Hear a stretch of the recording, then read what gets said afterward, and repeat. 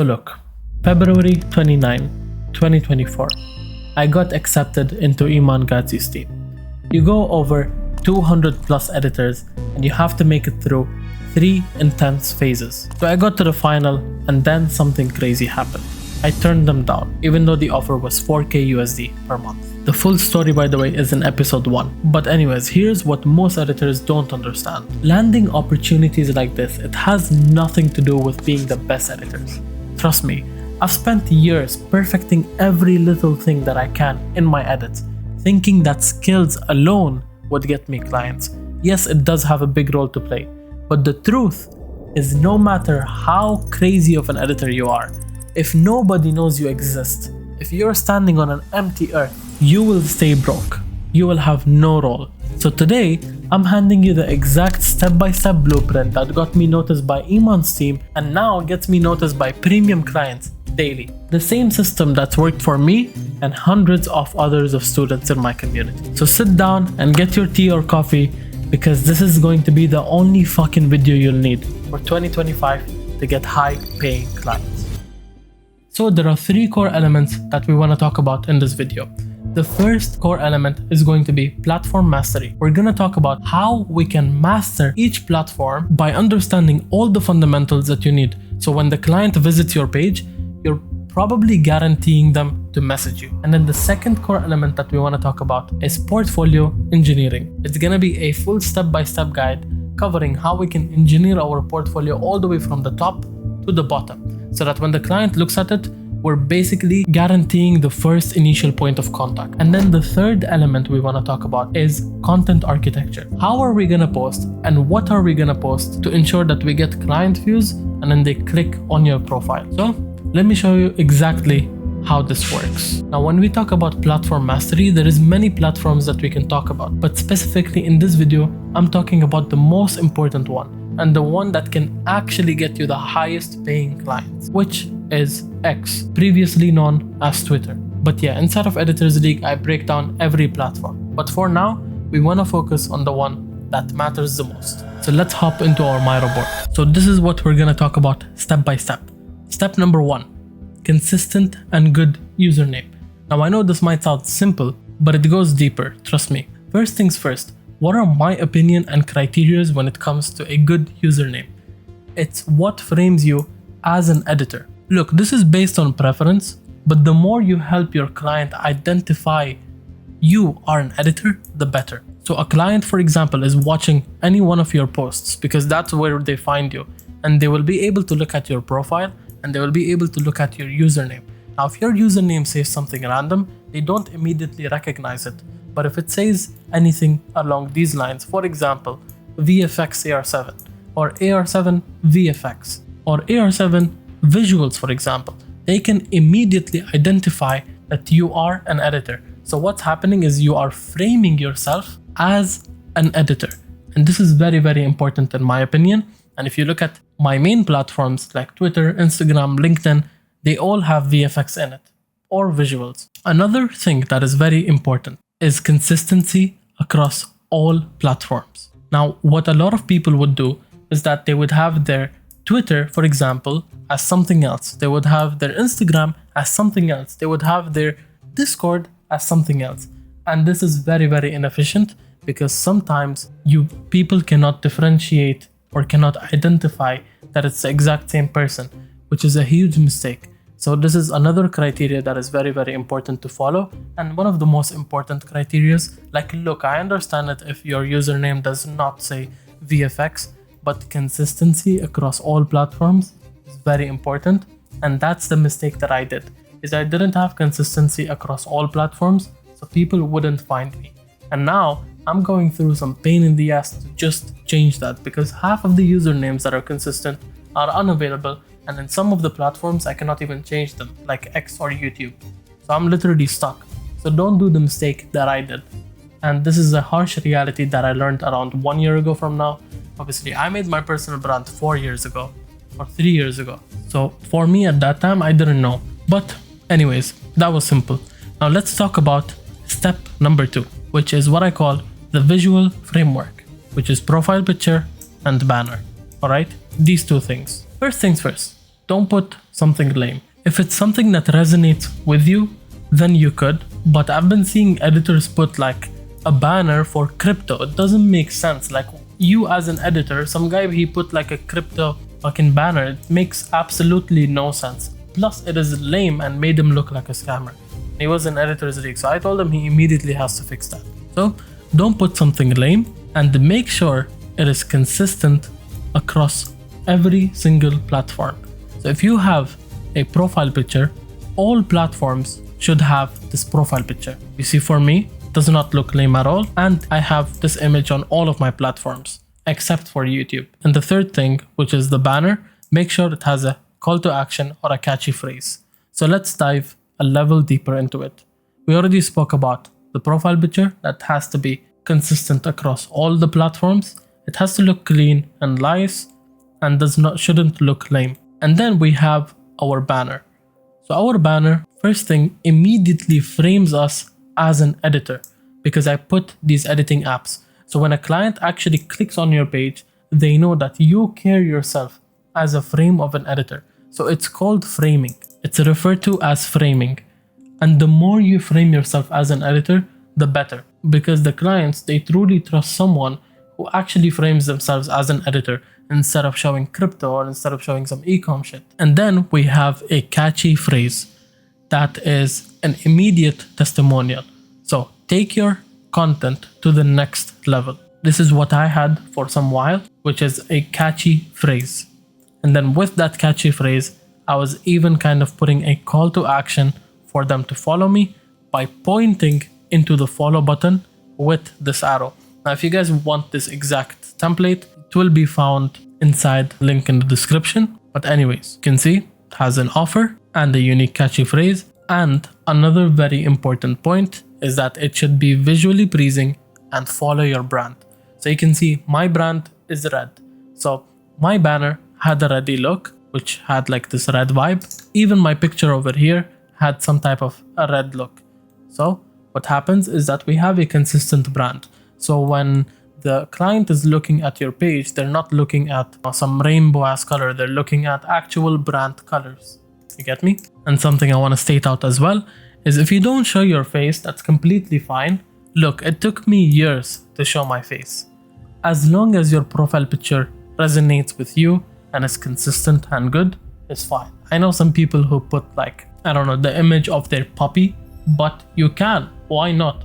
But it should be consistent across all platforms, and don't change it every 2 weeks or every week and you put a different puppy image. It doesn't work that way.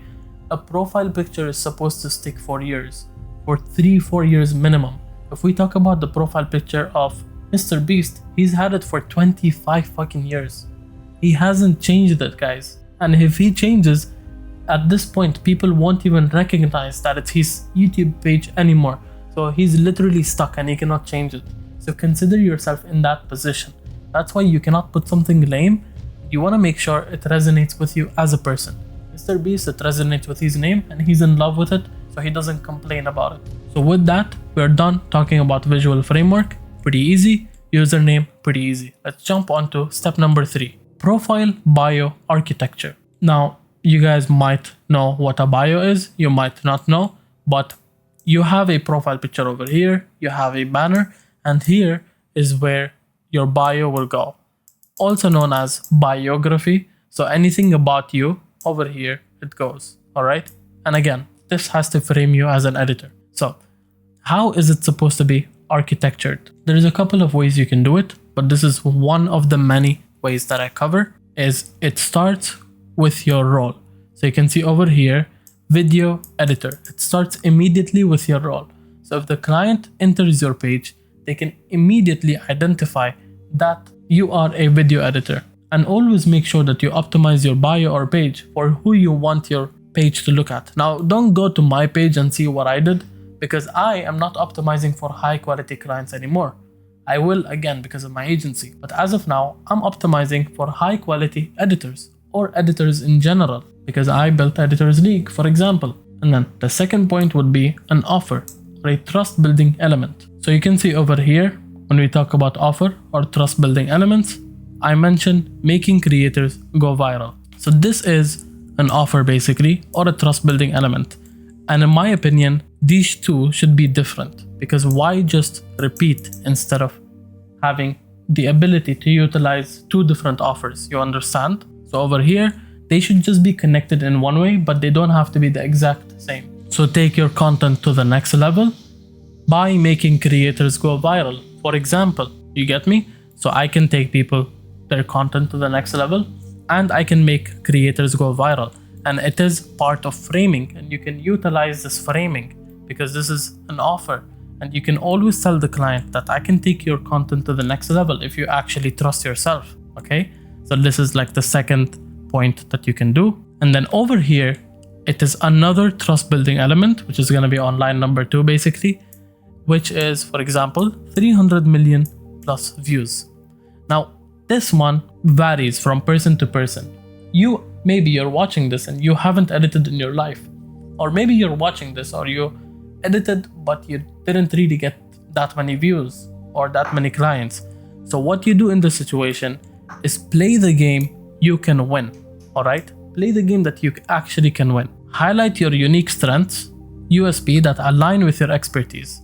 For example, I have gotten 300 plus million views, so I emphasize that. If you don't have high views, then focus on your real strengths. What is it that you did that probably can make the client be impressed in one way or another? For example, maybe you actually don't have clients, but you have 10 years of experience in After Effects. You know how crazy that is? So you put that in instead, like mention it. It can be anything, a specific editing skill, a niche that you crushed, a big client that you worked with, anything, highlight it. You get me? And avoid faking stats or skills, because authenticity builds trusts. And if you have fake shit, then trust me, the clients will eventually find out. And that's what happens with people who fake stuff like their portfolio. So you always want to play the game that you can win. It can be anything, just think of anything really. The key is to position yourself where you stand out and deliver value. And then over here, social proof. All right, so this is also part of social proof, by the way. This worked with like the name of people. In my case, it was IMAN GADZHI, Umar Ashraf, blah, blah, blah. So potentially people you have worked with, if applicable. And then step number 4 is your portfolio. And this can also go in your bio section. Most of the people actually put it in their bio or below their bio in the website part. So this is the most important aspect, and I'll explain that in a second. So step number 4, portfolio, which goes in bio section or in the website section. So you can see over here, every platform almost has a website section, especially Instagram and Twitter. They both have a website section. So over there goes your portfolio, which is extremely important. And it is the most important aspect. How do you guys think that I, late February, was able to decline IMAN GADZHI? How did I get the opportunity to go through 3 applications? One, which was on 15th of February, which I qualified from 200 different editors. And then on 25th of February, which I qualified from the last 2 editors. And I got an invitation from Tristan, which is the head of Iman's content and Iman's right-hand guy, who personally invited me in to educate, to work for Iman, to edit his YouTube videos and to become a lead editor. How? Because I had a great fucking portfolio. Along with my visibility, I had a great fucking portfolio. Do you understand what it is to be 1 out of 200 people? You think only skill set got me there? No, it was my great fucking portfolio, the offer that I had, and how it resonated with Educate's vision, mission, and values. And we're gonna get to that right now.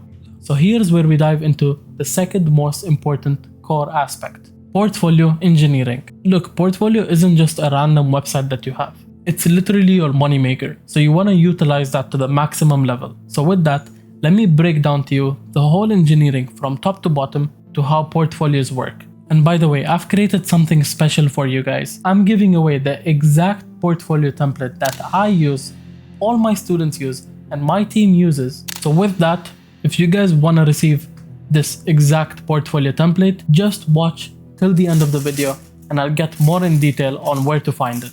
So let's start with, what is your portfolio? Your portfolio is your CV. In the editing world, there is no degrees required. or there is no qualifications required. What is actually required is that your work speaks for itself. No matter how good or shit it is, it just has to speak for itself. And what else is it? It's the key to converting potential clients into paying clients. If someone looks at your page, what will convert them into a paying client? It's your portfolio. It's the key to every single thing that you need. Now, before we dive into it, let's talk about what to avoid. Avoid platforms like Google Drive. Why? Like, people think it's just like a simple portfolio where you can throw videos into, a folder and you expect the clients to look at all your pages. It doesn't work that way. So why do we avoid platforms like Google Drive? First thing, avoid analysis paralysis. Analysis paralysis is also known as when they look at so much and it's so messy that they can't look at anything. So think of it like an e-commerce store with all the product images with price in a drive. Can you pick any clothes? Like, imagine you want to buy Jordans and someone sent you a Google Drive with 100 or 1,200 shoes, and you like, do you expect yourself to go through each shoe and then pick out the one that you actually want? This is so complex. But then e-commerce stores, which are actually on landing pages, are optimized in a way where the images are very big and the prices are written in a clear manner, and there are not many in one page. You can shift from page to page. It's not an infinite scroll, and it's organized. There is proper spaces, and that's exactly what we want to do with our portfolio. When you send 30 random videos to a client with no explanation, it's overwhelming and unprofessional. The client won't swift through a pile of videos. They need clarity and context. That's what they need. Another thing that you're not doing is you're not utilizing your offer and social proof in your portfolio. So a person like me who has 300 million views, who has 140 students, who has this, who has that, who's worked with this, who has, declined Iman as his client, like, why do I not utilize all of that to attract my client? Like, why should I just send them a Google Drive with a bunch of videos? I'm not utilizing anything if I just send them a Google Drive. You get me? And it shows low effort. The client shows that you did not put work.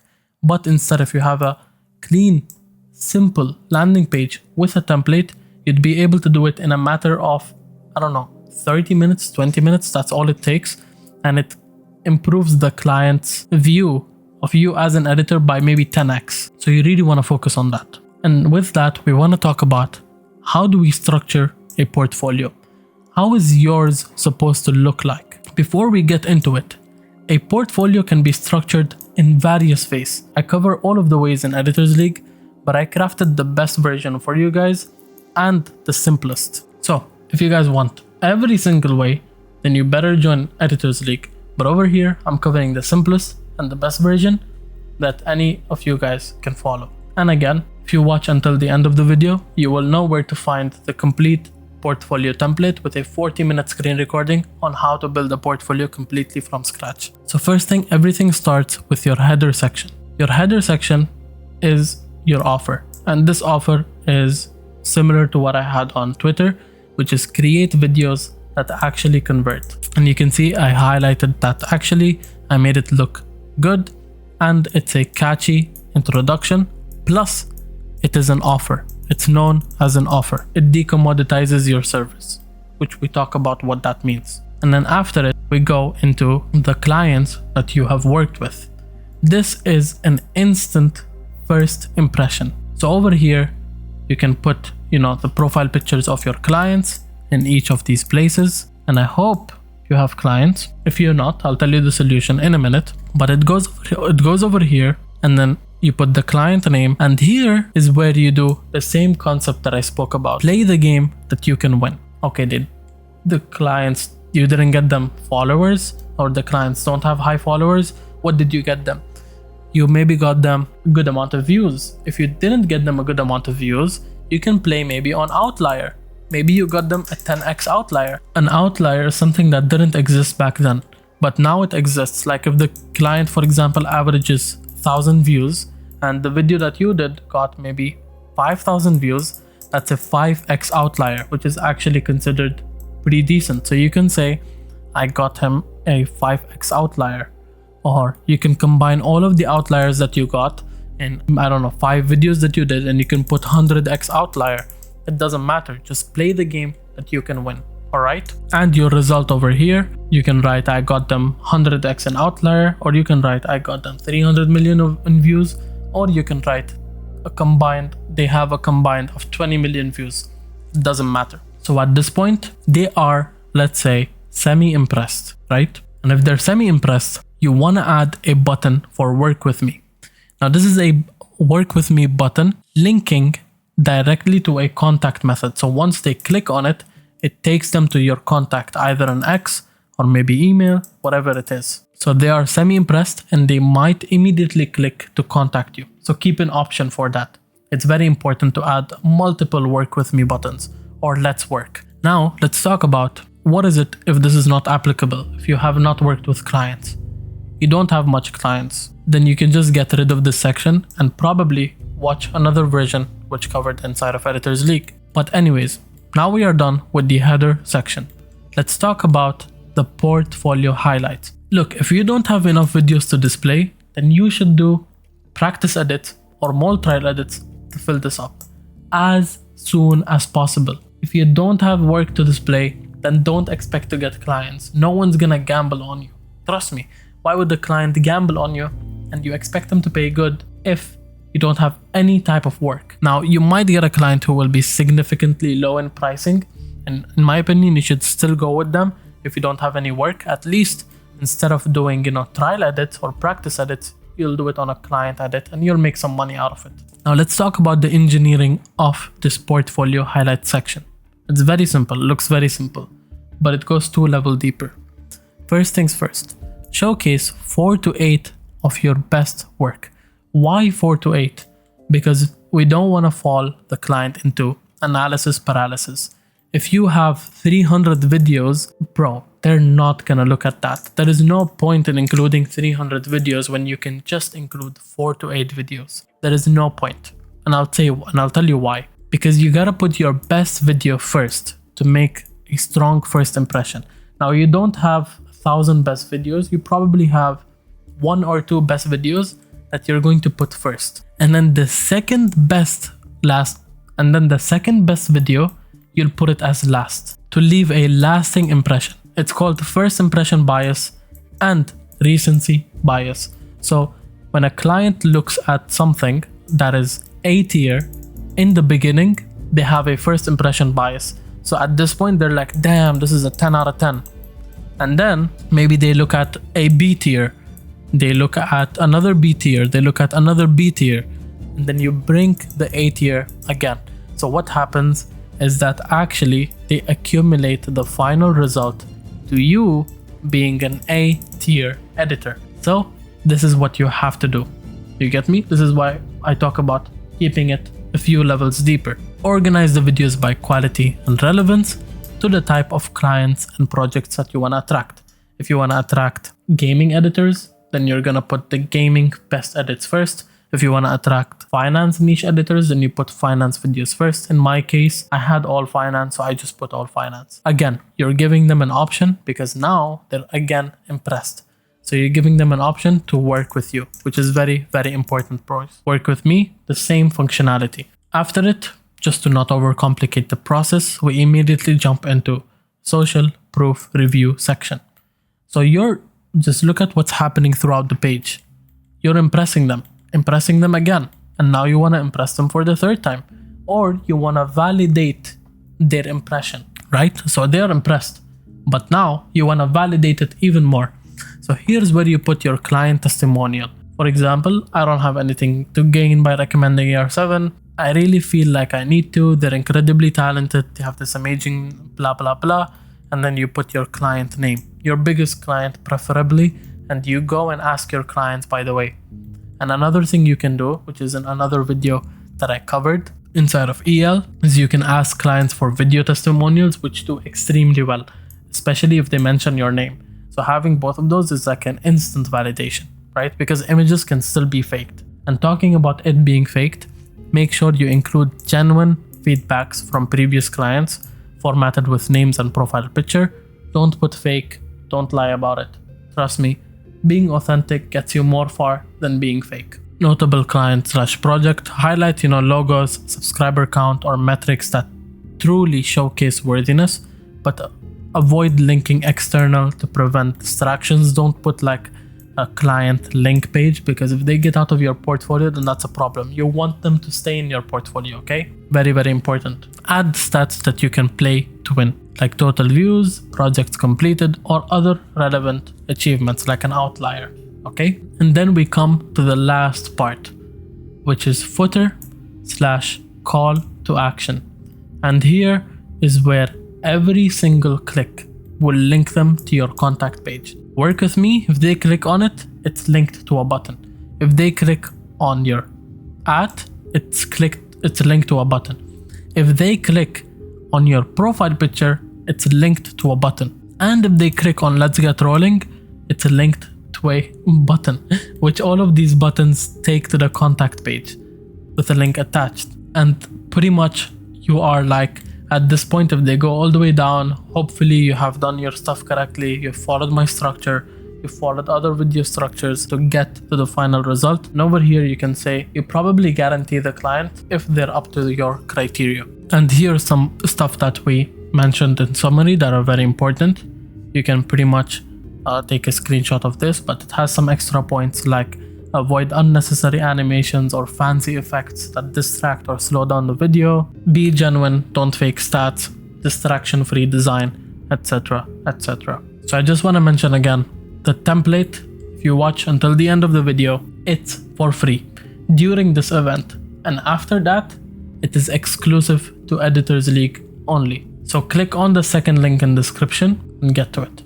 Now that your foundation is set, let's talk about the last linking part of it all. Creating content that actually makes clients click on your page. So this is the process of how the client goes from seeing you as a stranger to now having you as a potential editor he can hire.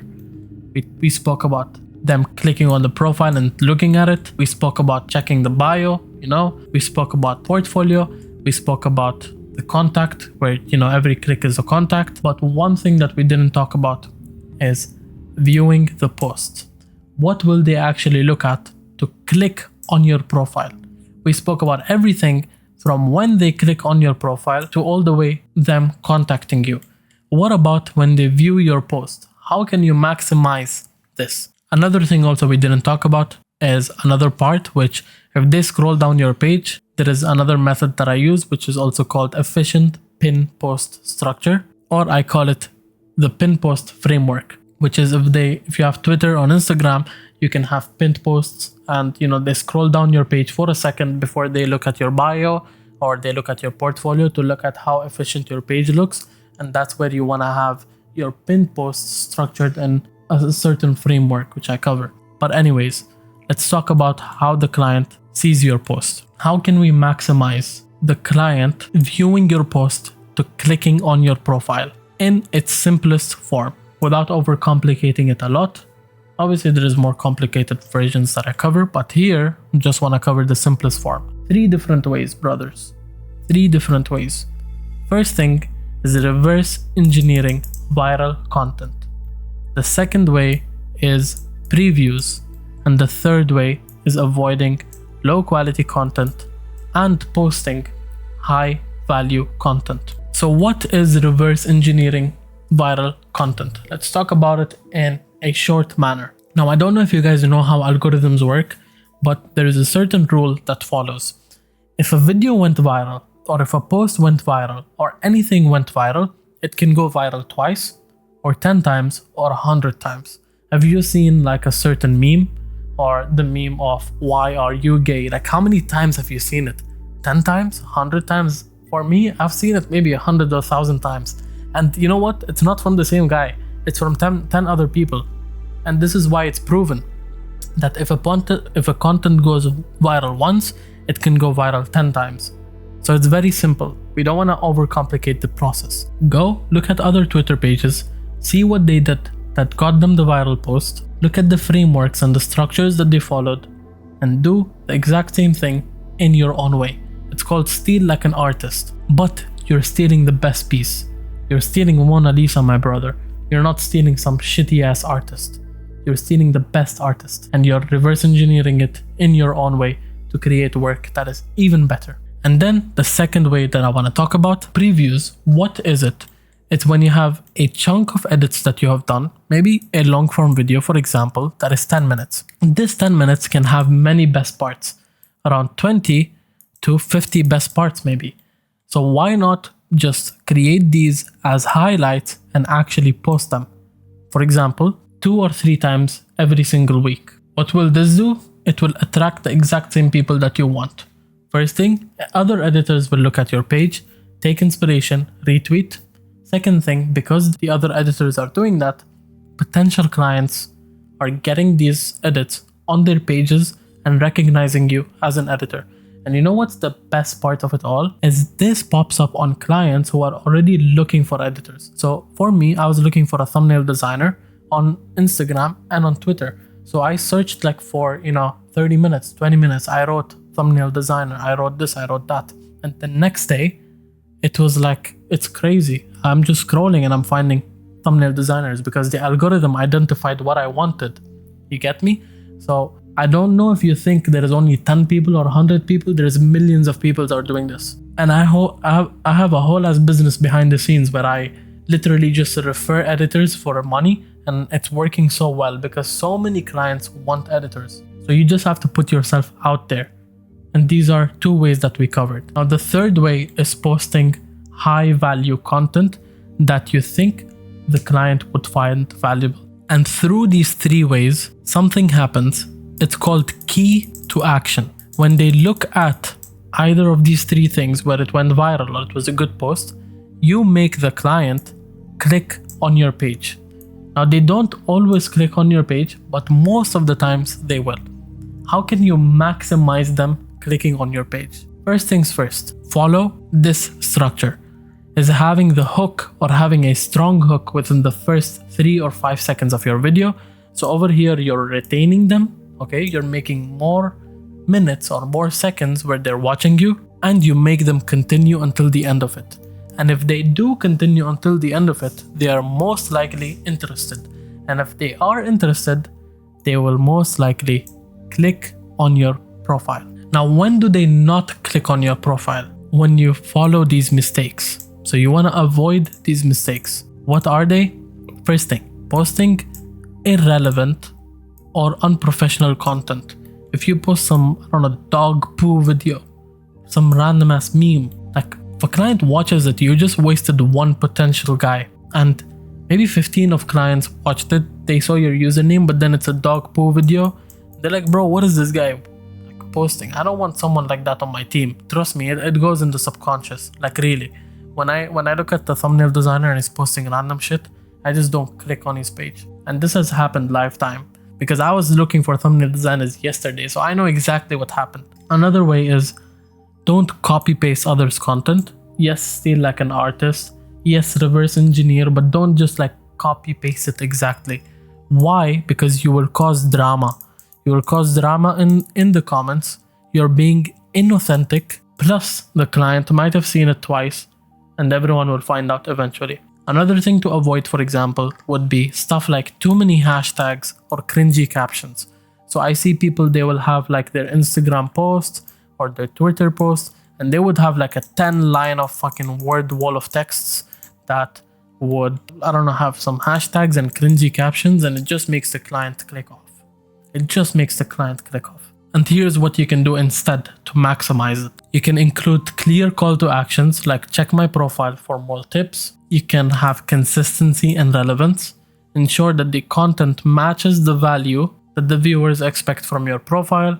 The posting content directly reflects the expertise shown in your portfolio. And tease without over-delivering by saying things like, this is how I helped creators grow by 500%, for example, in your caption. So the client will be like, I'm interested, like let me go check. So you are forcing a click at this point, and once you force the click, it all depends on what you did from all of this point. But at least you want to get their first point right as well.